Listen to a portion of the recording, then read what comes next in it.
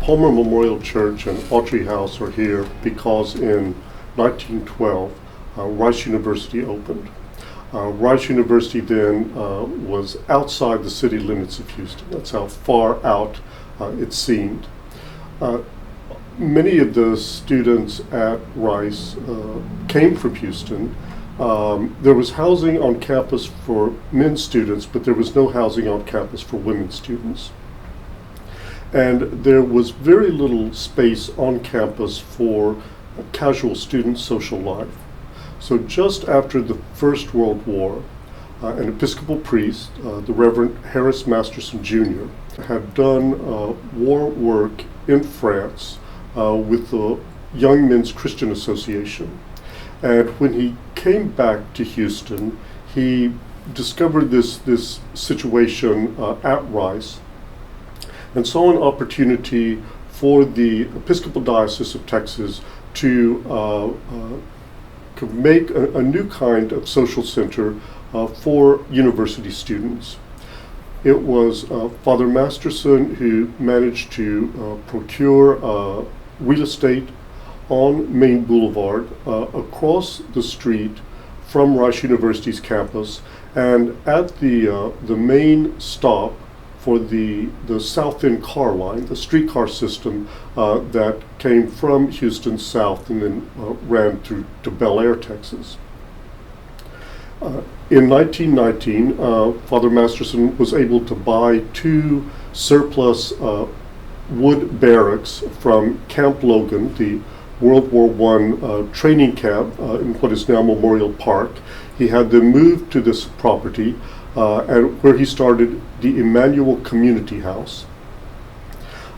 It contained a chapel, but it was also a social center for all Rice students.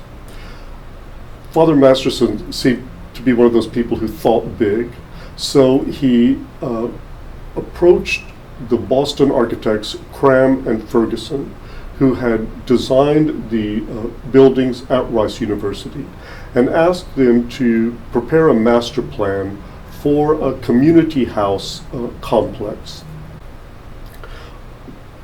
Once Cram and Ferguson submitted their plans in 1920, Father Masterson and Bishop Clinton S. Quinn, the bishop of the diocese, sort of went to work and found a donor in the person of Mrs. James L. Autry. So she made a substantial gift to the Diocese of Texas, and in 1921 the community house was constructed.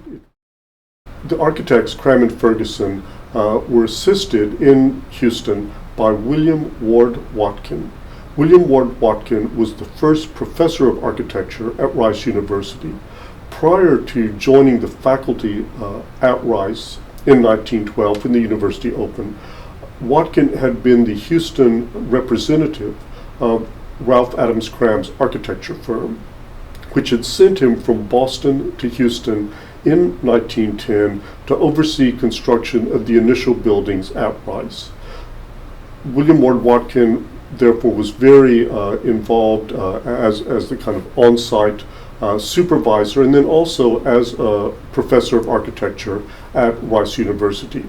And the architecture of the community house and the projected Collegiate Chapel was derived from the architecture of the men's dormitories at Rice University. So there was this kind of clear architectural resemblance between the two institutional complexes, although they were completely autonomous. Cram and Ferguson used stucco-faced walls and tile roofs to give Autry House a sort of Mediterranean architectural aspect. Father Masterson was an important figure in the Episcopal Church's effort to begin a new mission field focused on university students. In the mid-1920s, Bishop Quinn, the Reverend Peter Gray Shepherd, who was the rector of Christ Church in downtown Houston, and Father Masterson decided the time had come to build the next phase, which would be the Collegiate Chapel. And in 1927, they were able to secure another substantial gift from Daphne Palmer Neville, the wife of a Houston cotton merchant, to build the Collegiate Chapel, which was to be a memorial to Edward Albert Palmer, Mrs.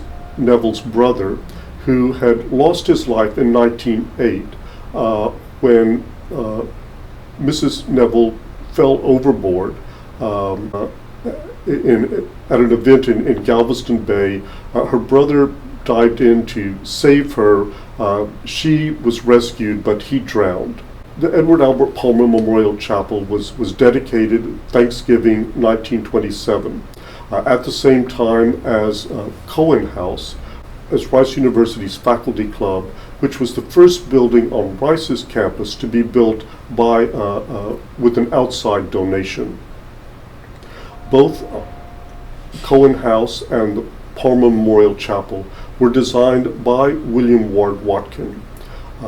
Watkin based his design on the initial design that Cram & Ferguson had done for the chapel in 1921, but it was a much simplified version. The traditional story is that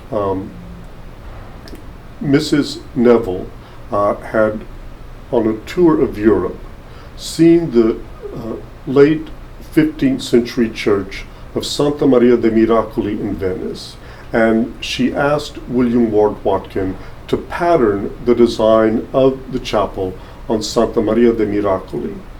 What is architecturally distinctive about the interior of Palmer Church is the chancel, which is raised very high above the nave, with a sort of set of steps going from the nave up to the chancel and the altar in the sanctuary.